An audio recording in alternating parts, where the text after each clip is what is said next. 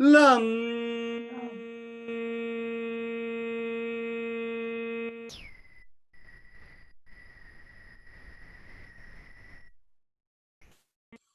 Lam.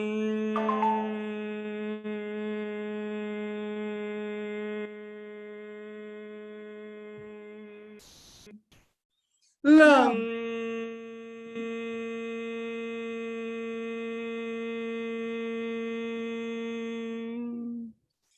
Now continue feeling everybody inside you. And now we will go on to 1 inch above the perineum. This is behind the place where we urinate. There we do the mantra Vam. And we press the ring finger against the thumb. Take a deep breath in. Vam.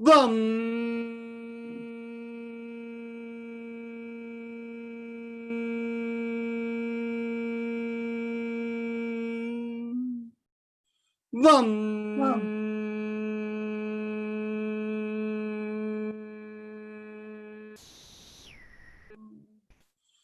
Vam. Vam.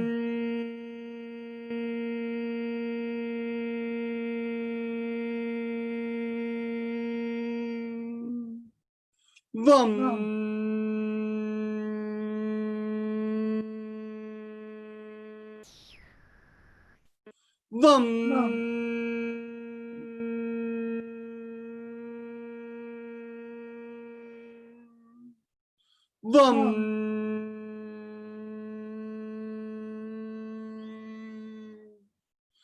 Vam. Vam.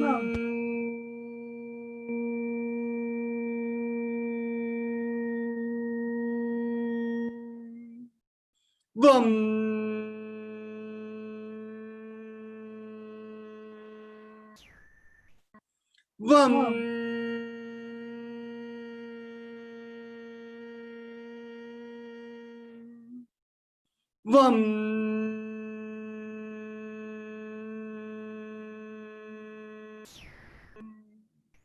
Vam.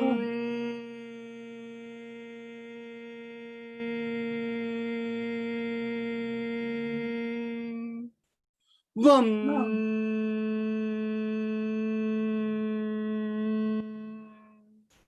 Vam.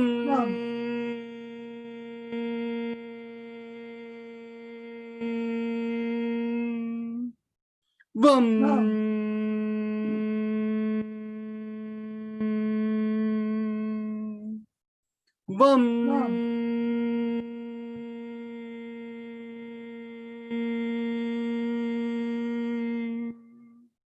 Vam.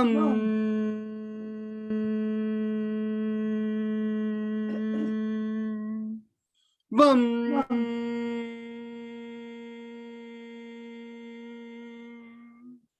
Vam. Anjana ji, you should do it. Dr. Anjana Dhingra, you should do it. It's stuck over there. Vam.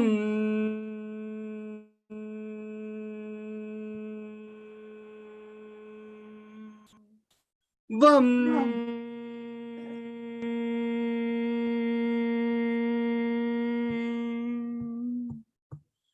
Vam.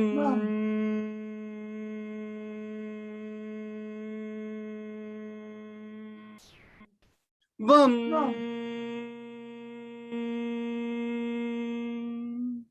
Vam. Okay. Now we come behind the navel and we do the sound Ram.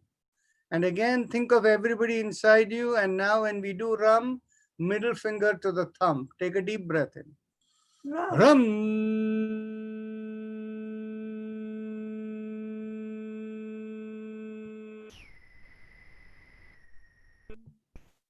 Ram.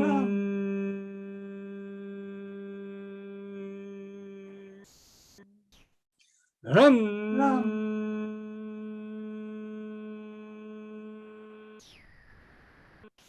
Ram. Ram.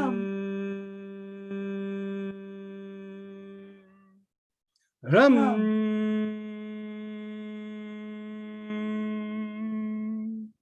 Ram.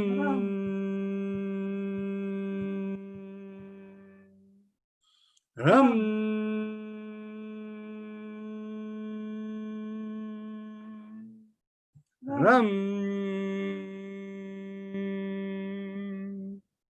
Ram.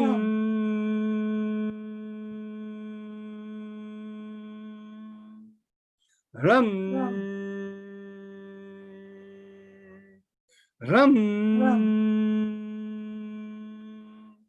Arun Chakala, please focus on the navel and do Ram. Take a deep breath in. Ram. Ram. Ram. Now let's go on in between the breasts and the middle of the body. And here we do the sound hum. Yum. Sorry, yum. We do the sound yum. When we do the sound yum, we keep the index finger to the thumb. Now what happens is when we are all tuning everybody together, we are helping to clear everybody's chakras together.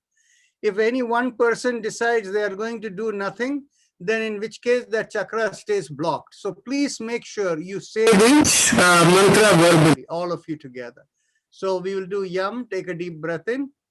Yum.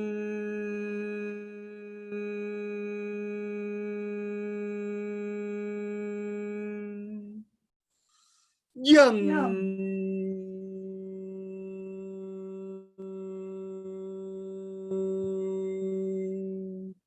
Yum.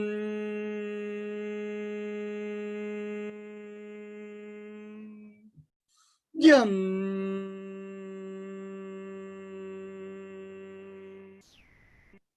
Yum.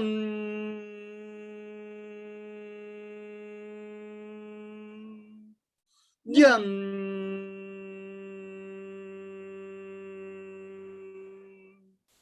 Yum.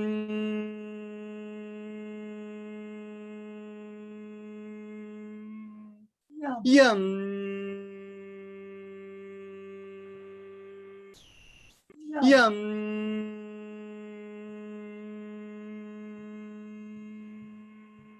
Yum. Now we come to the throat, we do the sound hum.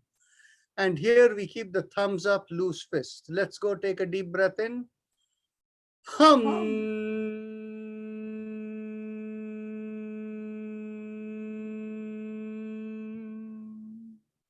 Hum.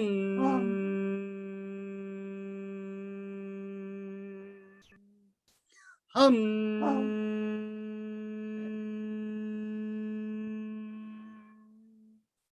Hum.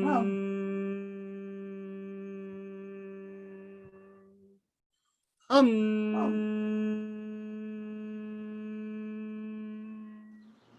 Hum.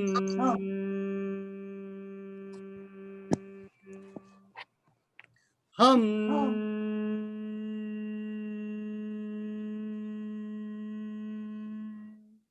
Hum. Now we come to the middle of the head and we do the sound chum. Take a deep breath in. Chum.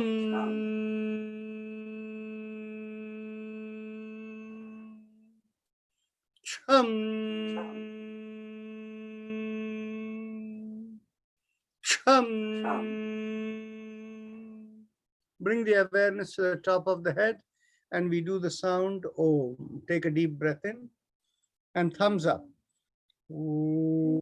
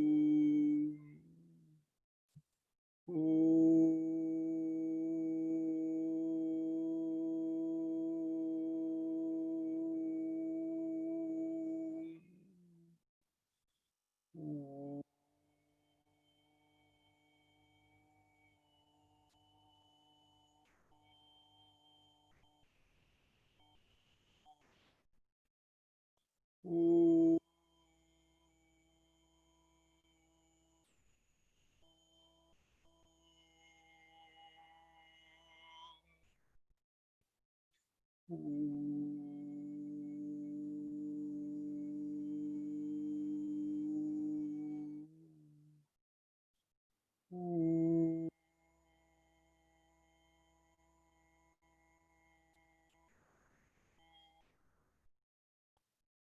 let's go on to the happy face breathing, Ujjayi Pranayam.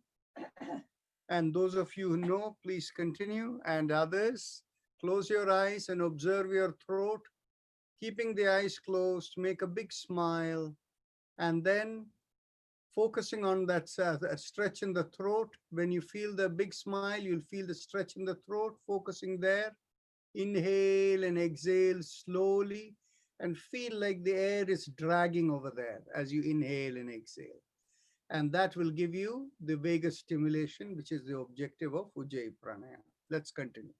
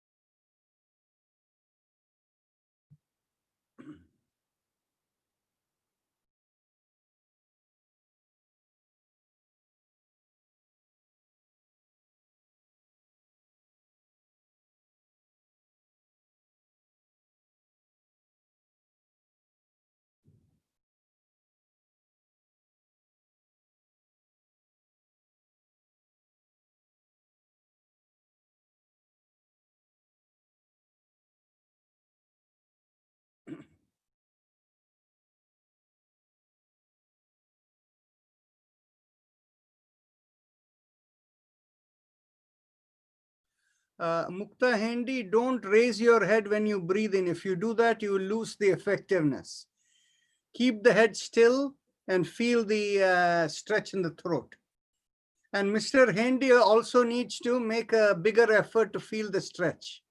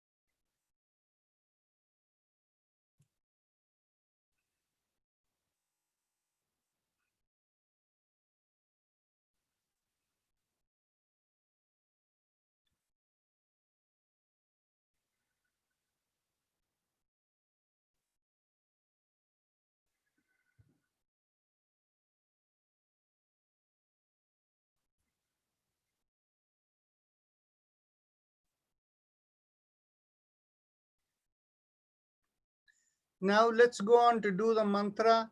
Haim Im Feel it flow through the 3 syllables, starting from the sternum, Haim Im going through. It just flows upward. It's not correlated with the breath, and it is to be done mentally. So keep your eyes closed and don't move your lips or say anything loudly. Mentally visualize Haim Im So what exactly are you visualizing here?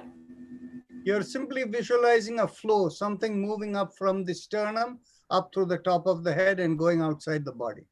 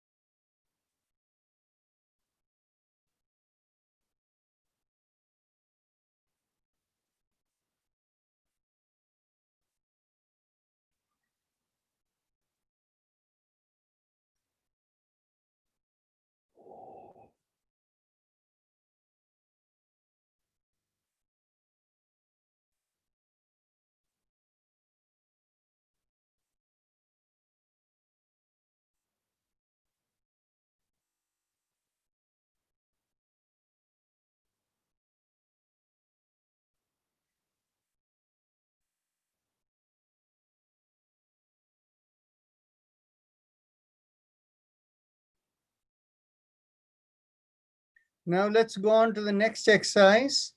The spinal alignment, starting with the neck. As you exhale, bring one ear towards your shoulder. And inhale, come back up. Exhale, go the other way. Inhale, come back up. Keep the body loose so that nothing feels tight. The objective is only to move the neck, but if you end up slightly moving other parts of the body, there is nothing wrong.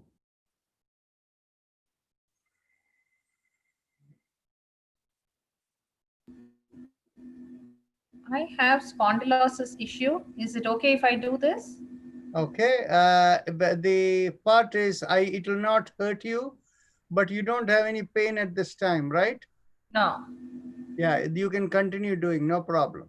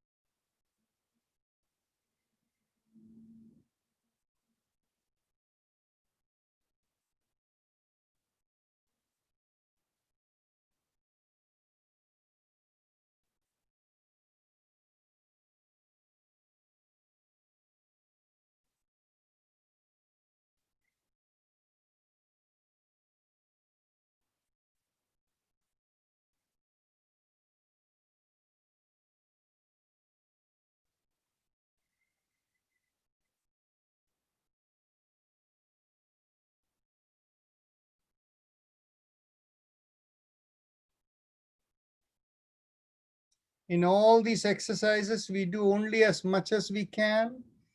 And if there is any pain, you don't do it.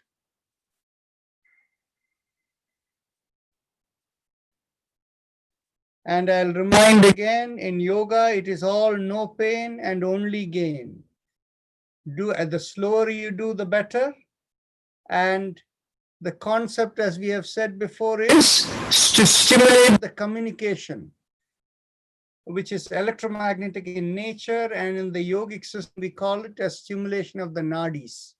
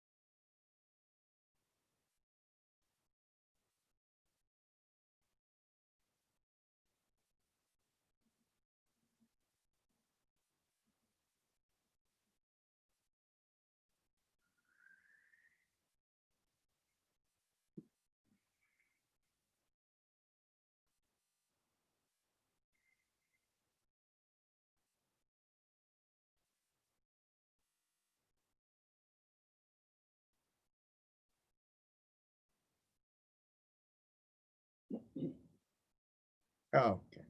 Now, as you exhale, rotate your head as if you're looking over one shoulder. As you exhale, inhale, come back, and exhale, go the other way.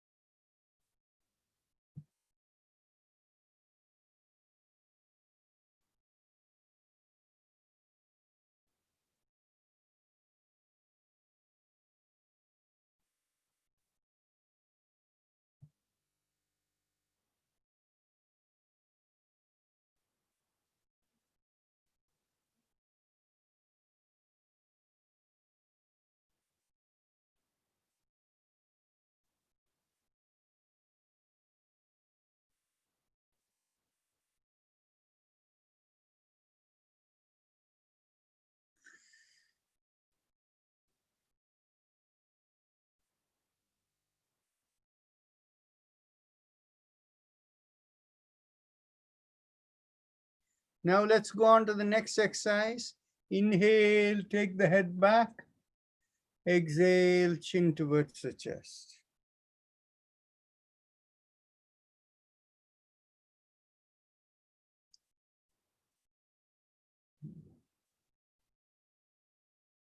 When do we inhale and exhale again? Inhale, take the head backward. And exhale, bring the chin close towards the chest.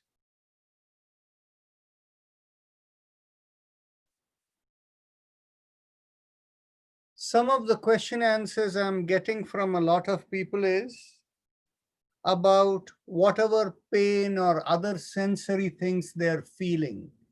And this is not the first time they are feeling when they are doing the practice, but these are issues that they have had for a long time. All these issues first have to get diagnosed by your doctor. Unless you're diagnosed by your doctor, we don't want to deal with any chronic issues. And I will tell you why. The reason is because it is in your own interest that if you have any issue, you have been properly checked out. We don't take the liability related to what is happening. So the part is only if you're checked out properly. And after that, we have a understanding of the problem, and we know that we will not be putting you in any danger in asking you to do something. Only then we will do it. So please don't come to me about problems that have not been diagnosed by the doctor. And if there is a diagnosis, I want to hear the diagnosis before I'll deal with you.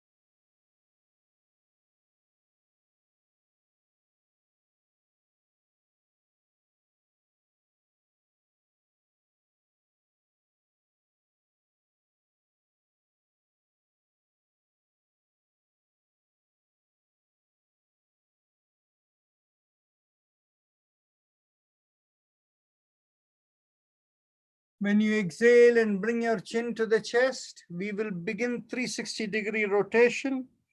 Inhale, half a circle, and exhale, complete the circle.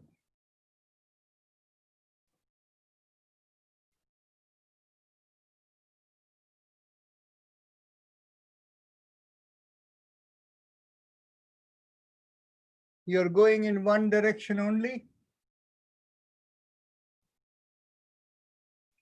After doing a few circles, we will go in the opposite direction. We'll do one more in this direction. Now let's go in the opposite direction.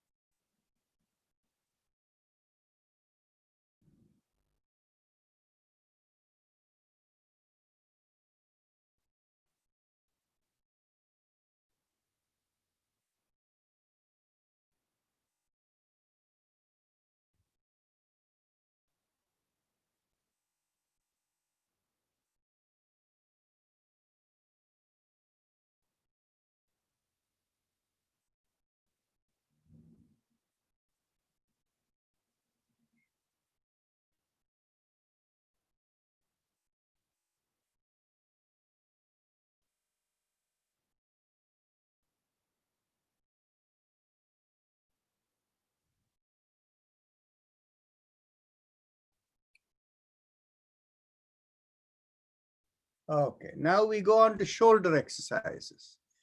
Inhale, lift up one shoulder, exhale, rotate it back and bring it down. Let's go to the other shoulder. Inhale, lift up, rotate it back and bring it down. Continue. Inhale one side and inhale and exhale the other side. Today, after our Yoga Sutra session for about 10 minutes, I'm going to talk about a certain type of high blood pressure, hypertension, and what we have seen from a number of you that I have gotten feedback from.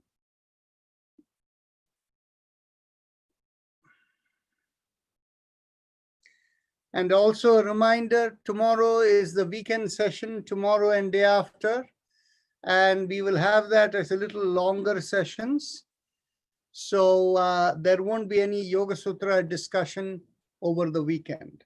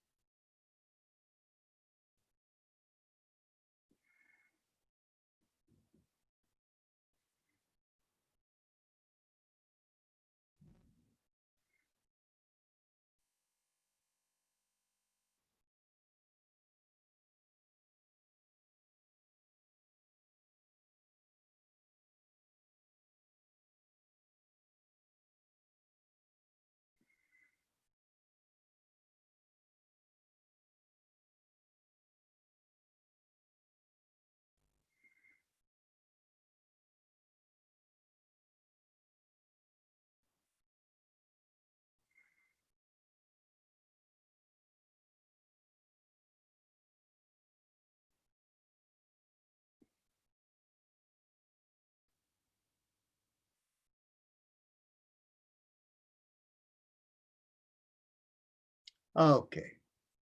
Now raise your hands, and as you inhale, lift up the palm of your hands perpendicular to the forearm, stretch out the fingers, and when you exhale, take the thumb in and make a downward facing fist. Let's continue. 1. Exhale.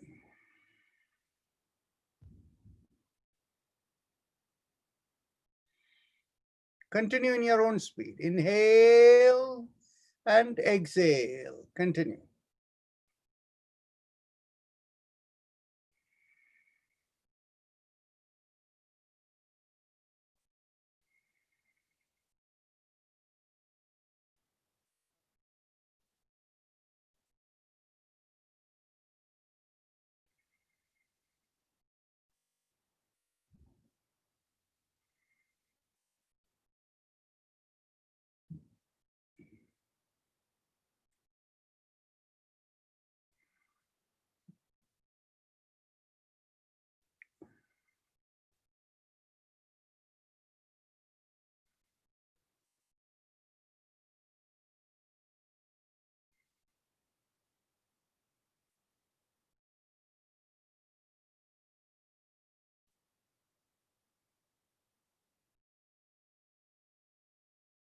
Now with the fist, inhale half a circle, exhale half a circle. Rotate around the wrist.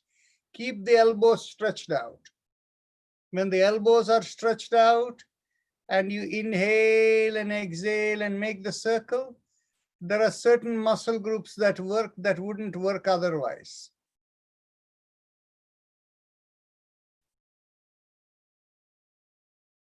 Now go opposite direction.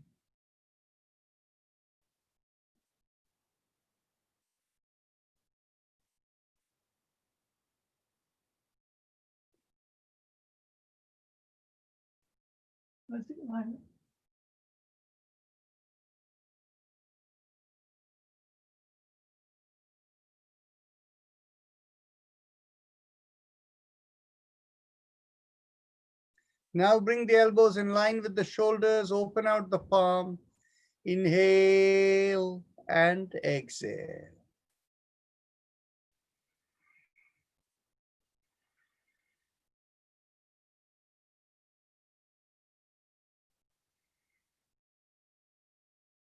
You're rotating around the wrist also, Sujata. So make an effort to rotate around the wrist. Very nice.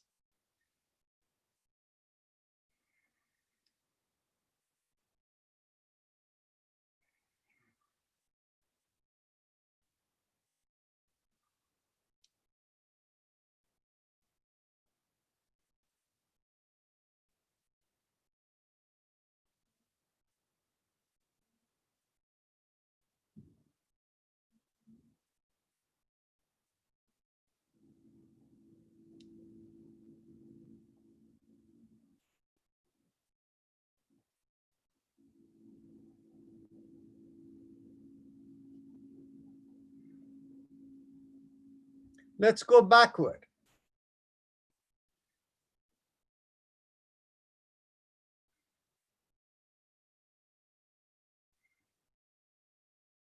So when we go backwards, how is our breathing? Same way. Inhale half a circle, exhale the other half. Inhale and exhale.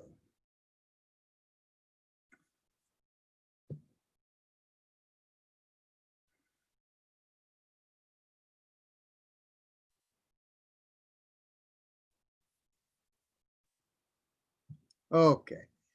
Now interlock the hands, interlock the fingers and bring it behind the head. And as you exhale, turn to one side, inhale, come back. Exhale the other way, inhale, come back.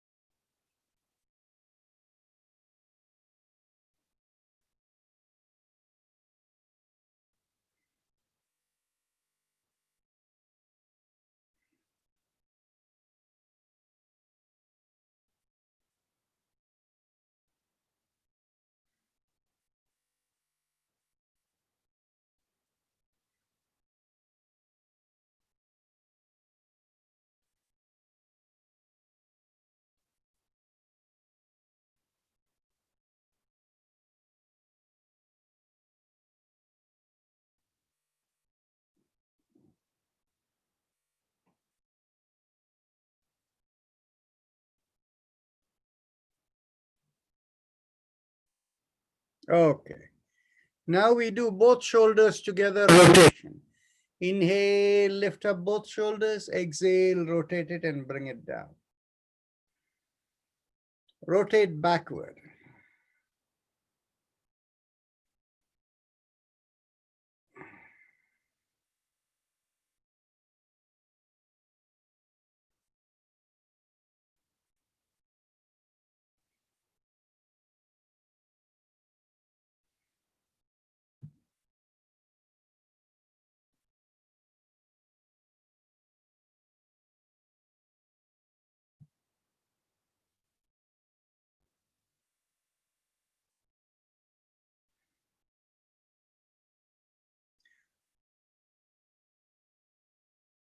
Radha Dhanayak, you want to rotate backward, not forward.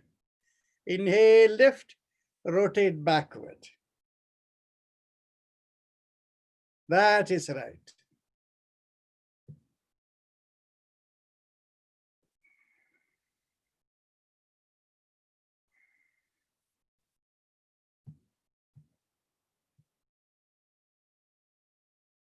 Okay, that is good.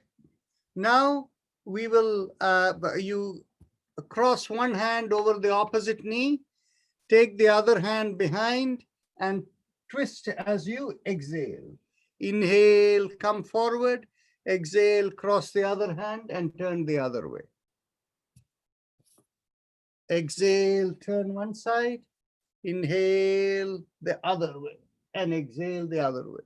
Inhale back, exhale, twist, inhale back, twist the other way.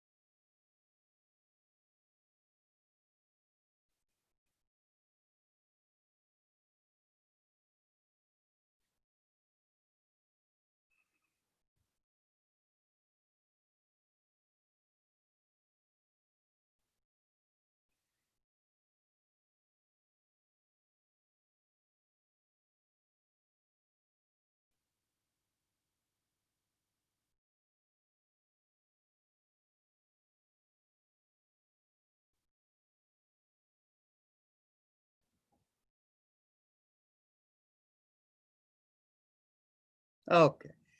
Now cross one leg over the other and get hold of your knee with your interlocked hands.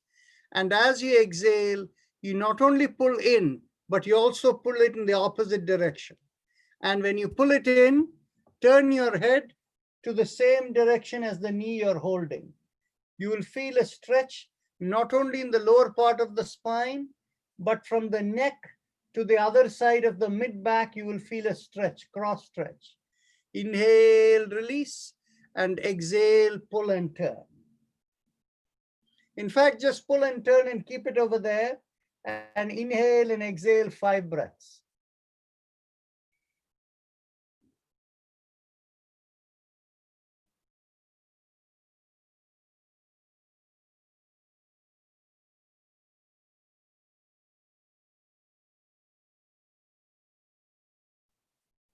Now let's cross the other knee over. Cross over. As you exhale, pull it in, and then turn your head, and let's be there, inhaling and exhaling 5 breaths.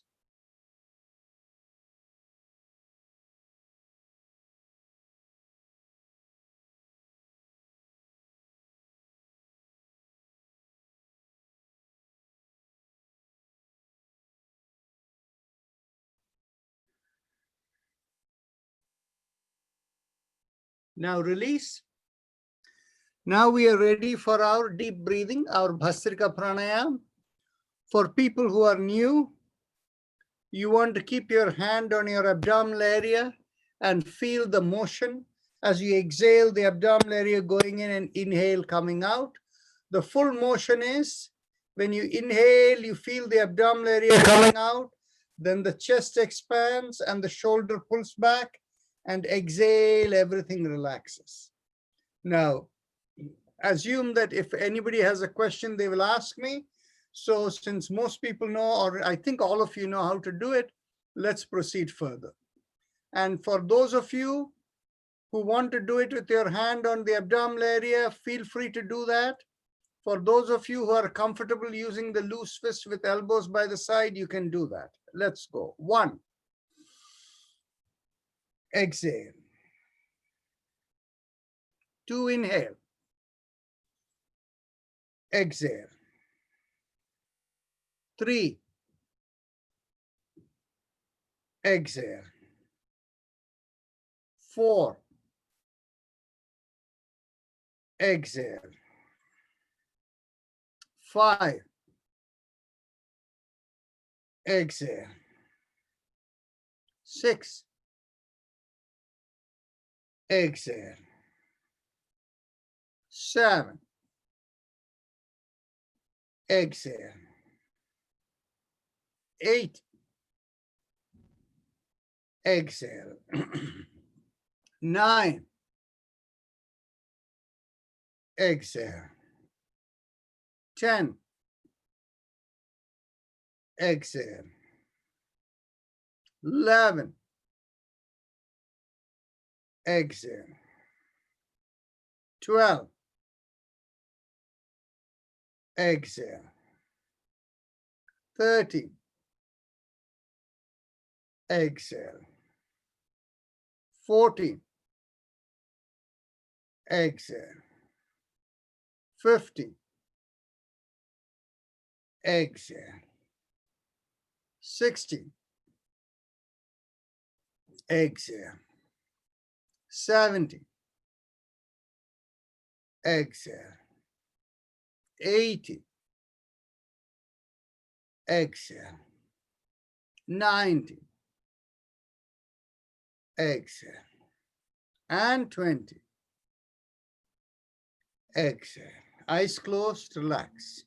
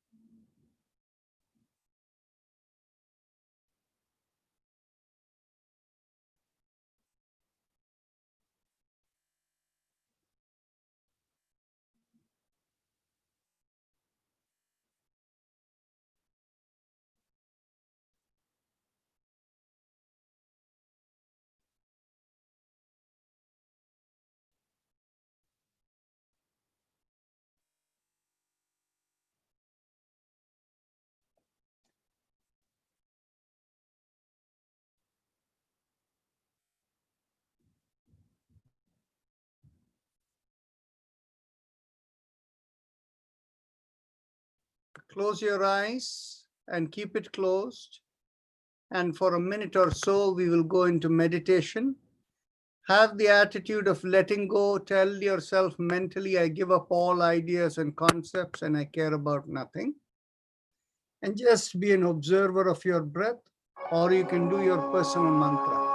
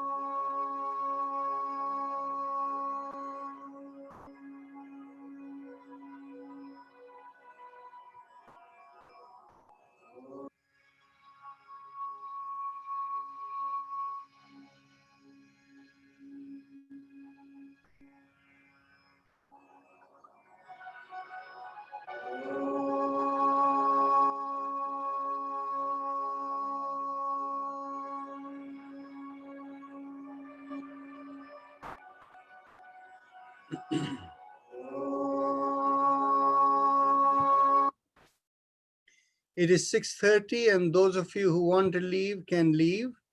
If you're not time bound and you would like to go through the Yoga Sutra or hear about the blood pressure thing that I wanted to share with you, you can stay on.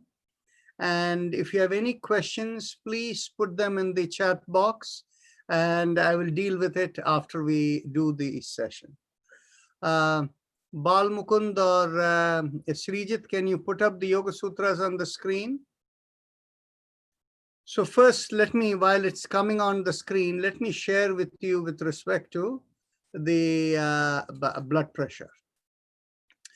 Now, when people have hypertension or blood pressure that is caused because of stress in the system, over a period of time, the stress continuously results in raising the blood pressure more and more. When that happens, even after they relax, they take retirement, they have a more retired lifestyle, but the blood pressure doesn't come down, right? So what happens? Why is it doesn't come down? Because it's no longer the stress. By the way, the medical name for high blood pressure is hypertension. Okay, and so the blood pressure doesn't come down because even though you have become relaxed.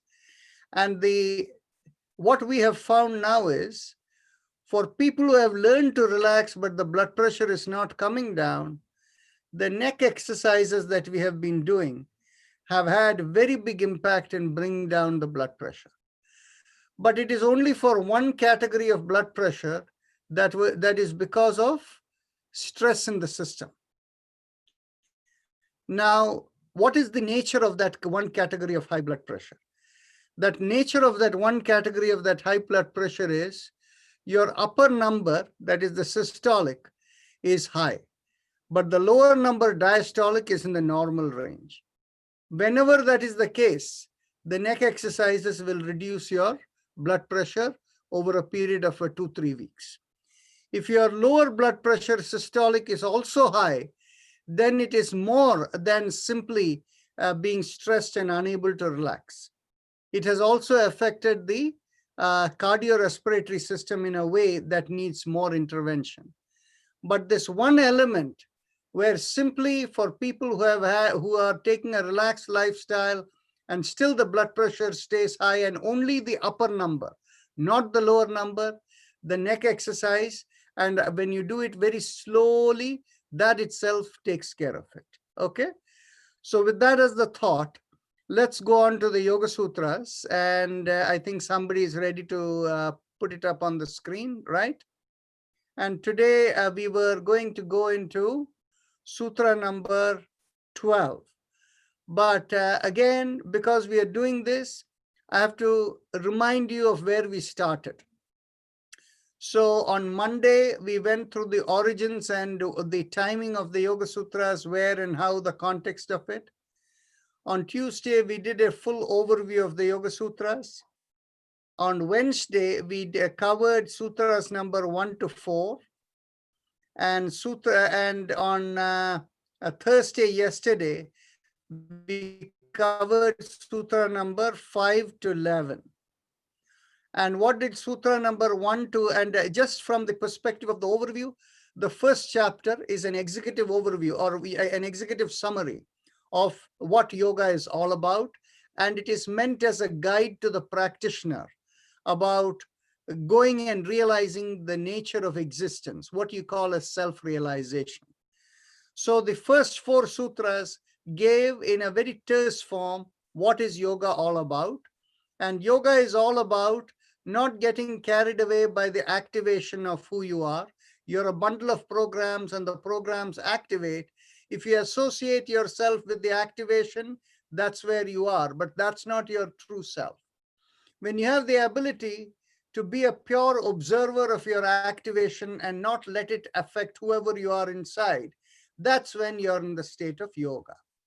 Now, somebody asked me after the session, the word Nirodha has been used. Nirodha does not mean to oppose the activation. It means not to be affected by the activation. There are a number of, in Sanskrit, depending upon what prefix you use, it has a special meaning. Virodha means to oppose. That means viparita rodha. It is to oppose. Whereas nirodha means it's to oppose in a special way. And what is that special way? Not to be affected by the activation of the programs within you.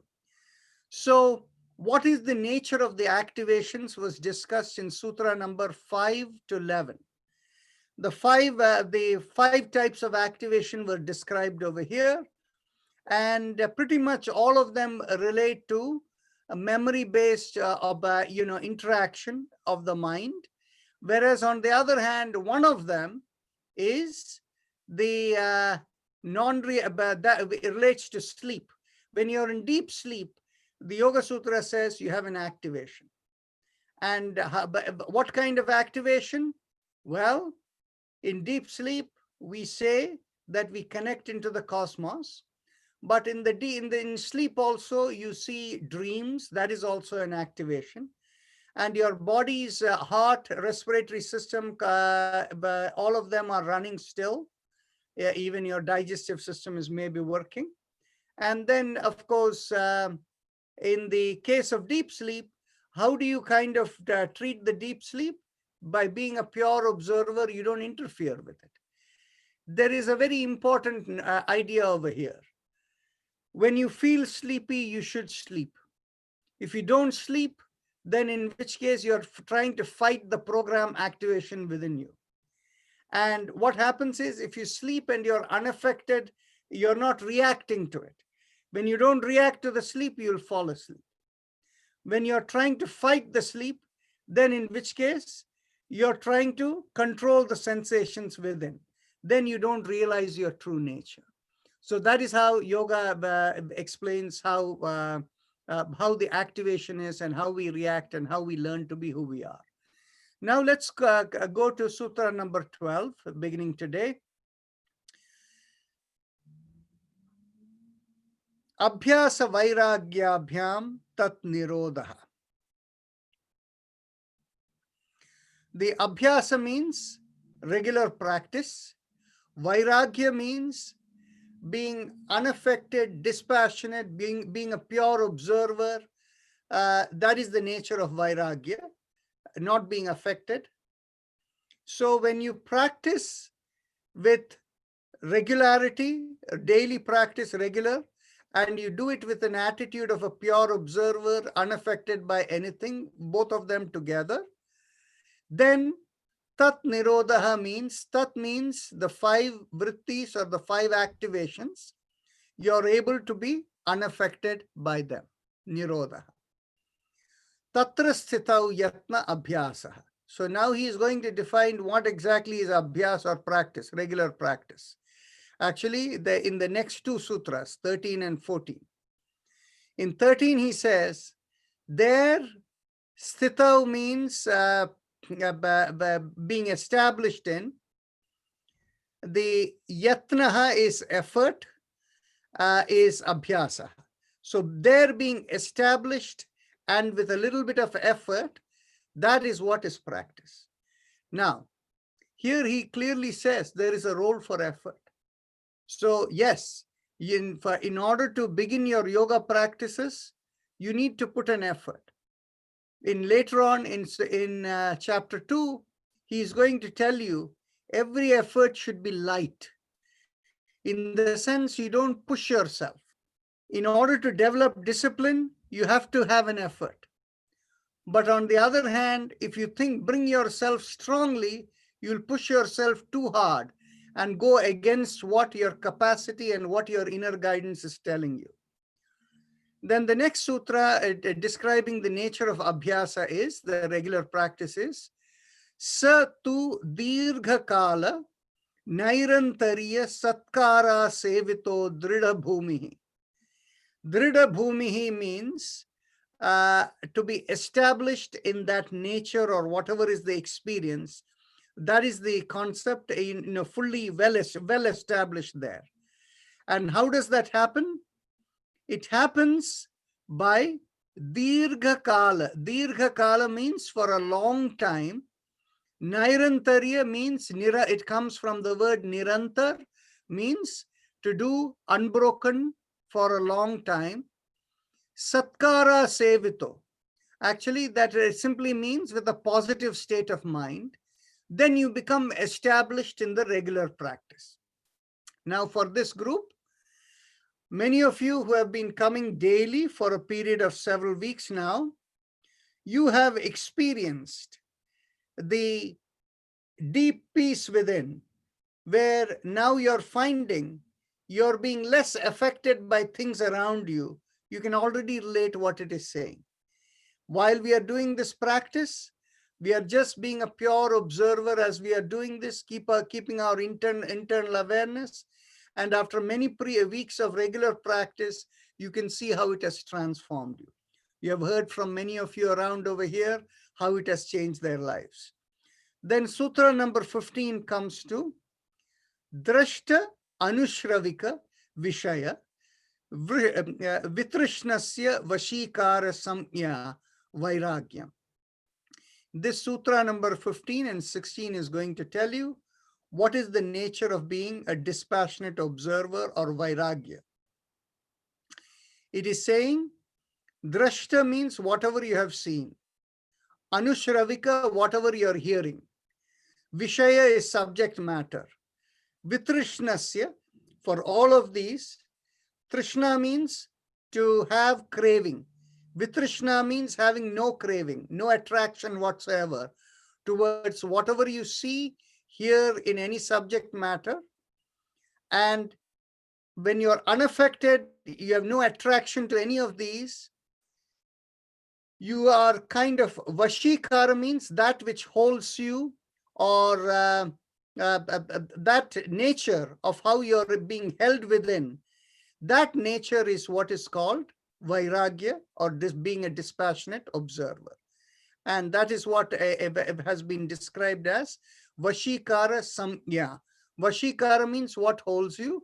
Samjna means, nya refers to awareness. Samjna means full awareness. So vashikara samjna, that holds you within and being in a nature where you're being unaffected, with no attraction for whatever you see, hear, or any subject matter. That nature that holds you within, that is the nature of vairagya, or being a dispassionate observer. Then Sutra number 16 tells you, Tat param purusha khyate guna vaitrishyam. Now, why is it you're able to be in that state? Because in its ultimate nature, what is the highest nature of being a dispassionate observer? Param means the supreme, highest nature. Tat param purusha khyate. The reason why you're able to do it is because of purusha khyate, which I will explain in a moment. Guna vaitrishniyam. Okay. Purusha is the concept of your inner being, which is, you can call it as the soul, your cosmic connectivity, your little wireless modem, which is unaffected by any of the programs attached to it. Your true nature is bereft of all programs. So that is the Purusha. And in the philosophical literature, Purusha is considered associated with God, and Prakriti is the manifestation of everything else. So in the yogic philosophy, the Purusha, if you think of as God, the creation that comes out, the first creation, the first program is Shakti. Shakti, or energy, and that is looked upon as the divine mother and God as the divine father. And that Shakti is what creates all of creation. So the Purusha is the one that is unaffected. It is not part of all of creation or activation. You can call that as your soul. It is because of that inner nature of the soul.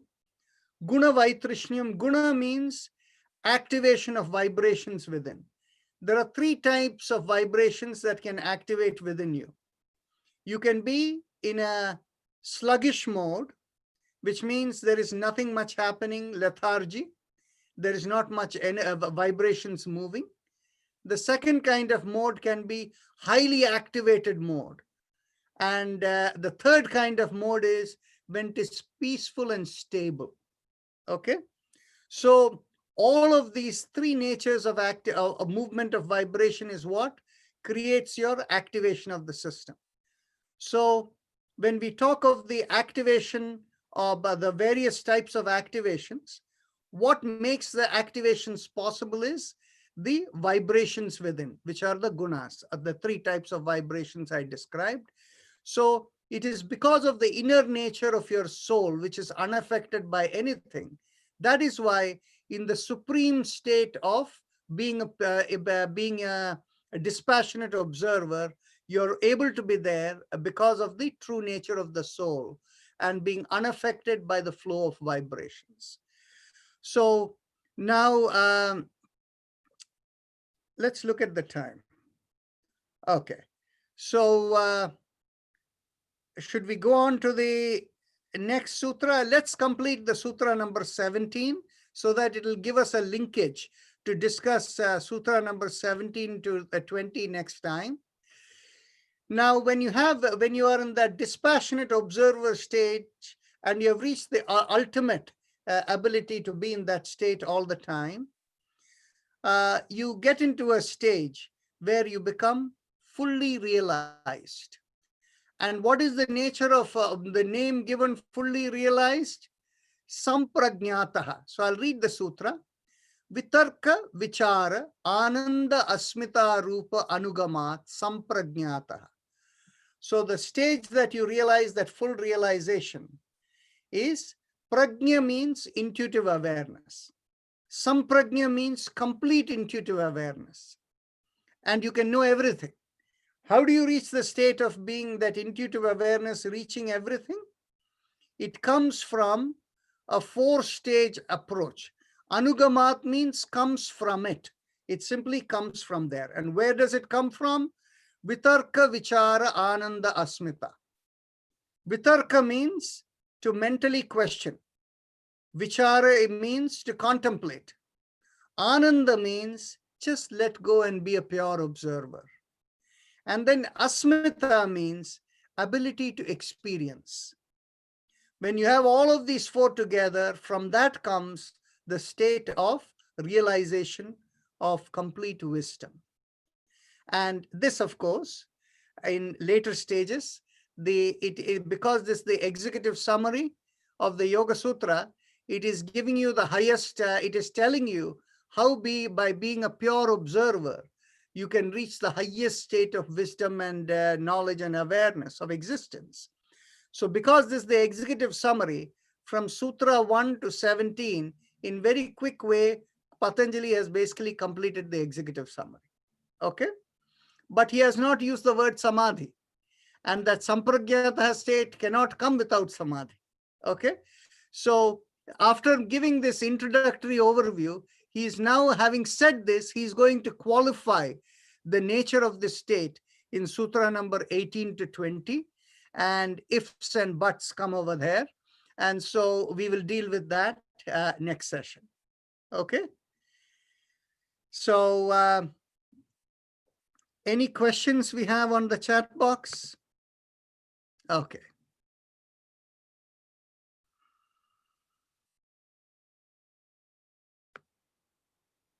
It's very informative. Thank you very much. Oh, you're I very feel like welcome. I need to do more self-study now. Okay. Okay. And Dr. Rajan, because I still feel dizzy when we do the does it like that and like this. I know. Still. So what did I ask you to do? Oh, I forgot that. I told you don't do it. Oh, yeah. I know that. Yeah. So anything that gives you discomfort, don't do it. Right?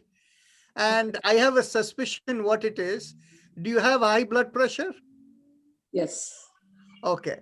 But the thing is, you see, most likely there are the carotid arteries over here in the neck. Okay. Now, what happens is through the aging process, stiffness and all of that, it can build in their deposits. Okay. And as a result, when you move like this and it's not open enough, the blood flow in the brain can get affected. And so that can create dizziness. Okay. Now, where do you live? I live in Virginia in McLean. Okay. If you want to take an appointment and come for an assessment, what we can do is we can see whether we can do something about it. Okay. In modern medicine, how they assess it is, have you ever had a Doppler, that is a sonogram, done in the neck area? No. Okay. So if you want to check on that, you can ask your doctor. And typically what they will do is, if your EKG shows that there may be a blood flow constriction at any point in time, and they call it as ischemia. Now, let me ask you a question. Have you ever had, aside from moving the neck, have you ever had any spell of dizziness or fainting or anything like that? No. But no sudden drop in blood pressure or anything like that? No, but when I just lately, about 2 months, when I just put head down, pick something from the floor, then I feel uncomfortable. Have you shared that with your doctor? I'm going to maybe next week. Share this with your doctor and have yourself evaluated. And, you know, every doctor in their presence of mind, they don't think of everything. But do you have a cardiologist who works with you? No. No. Okay. And, after a certain age, is there any family history of heart-related illnesses? No, everybody. My father was died with the heart attack. Yes. I see. Now, how long have you been hypertensive with high blood pressure? This last about 20 years. Okay. I think what you should do is a person like you, every few years you should have an assessment taken with this. A cardiologist should examine you to see how you're doing, and so that will be my recommendation. Have that assessment, and then what we can do is we can look to see whether with a mantra we can open up the channels if this is the place that is blocked. Okay. Okay. Okay. So we can see that, but get yourself assessed, but don't do the practice if it makes you uncomfortable. Okay. Okay. So now let's go to the next question we have over here.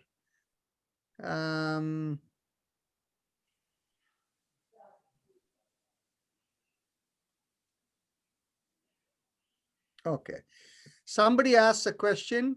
When you say we are a bundle of programs, are you referring to our karmas? Okay. Actually, from the yoga perspective, we call it as karma kleshas. Karmas are things you create for yourself. Mula klesha is during the first creation, whatever program as part of the creation was given to you. You see, too often in philosophical discussions, people will say you're product of your karmas. That is not fully true, because nobody answered the question, how did the first creation come? Were you so stupid that wherever you were, you decided you're going to create yourself and undergo all of this? So in the first birth, there were no karmas, right? So the first birth, you are a product of the the program of creation. That in a technical language is called klesha. And so it is called the mula klesha. And then karmas are the ones which you create for yourself. Both of them together are the bundle of programs. We'll discuss this deeper as we get further into the next few sessions. The 5 activations, do they fall under Chetana since it is changing? No. The 5 activations that are there, of course, in this particular case, we are only talking about the human being. So yes, a human being has Chetana, ability to change. So yes, that's right. I said it wrong. These 5 activations are specific to human beings and fall within the Chetana, yes. Next is how much time gap we have between lunch and yoga practice.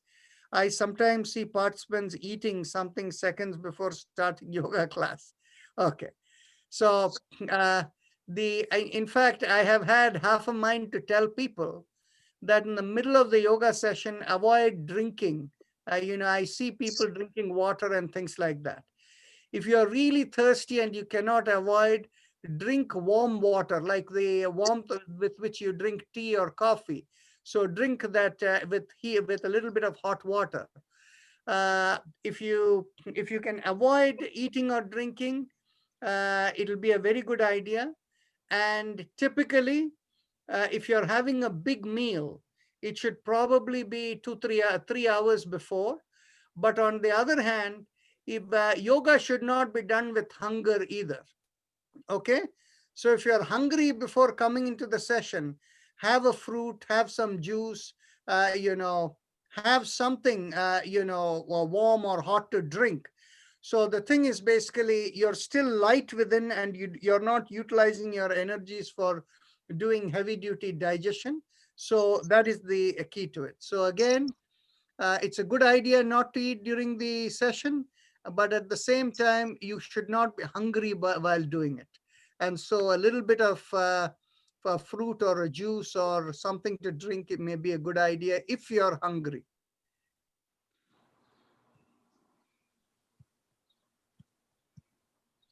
Okay. Is Shirshasana of health? What are the advantages and disadvantages? Okay. Now, the headstand or Shirasasana is very helpful for many things, including, the spine, the central nervous system, circulation, and all of that. However, I don't think in this group there is probably more than one person who is eligible to do Shirasasana. Okay? The way to do Shirasasana is you have to be able to do it naturally without support of walls and all of that. And if you are able to do that naturally without the support, then you're eligible to do it. If you are going to force yourself to Shirasasana by balancing against the wall and things like that, the chances of you hurting yourself is a higher risk than getting benefit from it. And so I don't recommend people unless they are ready for it. If you are very serious about doing Shirasasana, you need to take a proper Hatha Yoga training. And in the proper Hatha Yoga training, once you do a lot of Surya Namaskar and of course, meditation is a large part of it. At that time, you will find that as you interlock your hand and keep it when you're on the floor, like on your knees, and you're like the elbow is away from the knee length, you put your head within, and then very slowly, you start lifting up your knees, and you are as if in a triangular position, like the mountain position, for a few minutes. You will find there is no sensation, absolute peace. Then you start walking forward very gently, and automatically you'll be able to lift up without any effort. At some point in time, if we ever meet together, I'll demonstrate it for you. Okay? It just happens. Pushing it is a very bad idea. Okay, somebody says, I get migraine headaches due to neck and shoulder pain. Okay, so what happens is, you're calling it is because of neck and shoulder pain. Then in which case, what you're telling me is that the central nervous system has a problem. So all of these exercises, if you do gently, should be able to help. But from what I have seen, my migraine comes for many reasons. It even comes because people don't eat food at the right time, because they are stressed. So everything has to be evaluated very carefully. There is no pat answer for it. Is there any specific exercise in yoga for this spondylosis and all of that? Everything is individual based. There are no quick elements. Now, the next one is, I find side bends of neck are not that much. Is this okay? Absolutely okay. Each person has to be in their zone that is comfortable for them. And the next is, when I do back exercises, it feels very stiff and discomfort. Is it back or back? So it's neck exercises. Okay. So maybe Manju Mehta meant neck exercise. It feels very stiff and discomfort, specifically on the right side. I have two herniated discs in the neck. So over neck, what do you recommend? Okay. In your case, we need to have a separate conversation as to, and I need to see your imaging and your report of your herniated disc before I can give you a recommendation. So send me your whatever X-ray or MRI and the reports, then only I can give you an assessment. Okay, and the next one is, since last year, I've had high cholesterol, though my diet is simple vegetarian, but liver is to make also develop fatty liver. Okay, okay.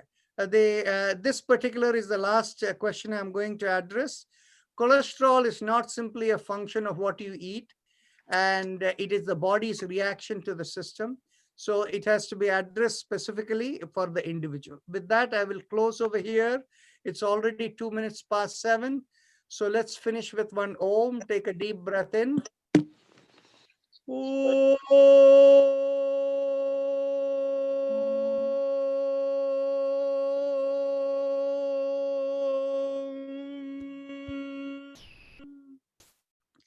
Affirm to yourself, may I be guided to fulfill the purpose for which I am born. With that as the thought, we will meet tomorrow. And tomorrow, remember, is the long session. And those of you who want to record a testimonial, please come in by 5. between 5 past 5 and 5:20, recordings can be done. Thank you. Bye-bye. Thank you, Dr. Rajan. Everybody have a blessed week. See you, everybody. Bye-bye. Have a good night. Thanks. Good night. Good night, Balji.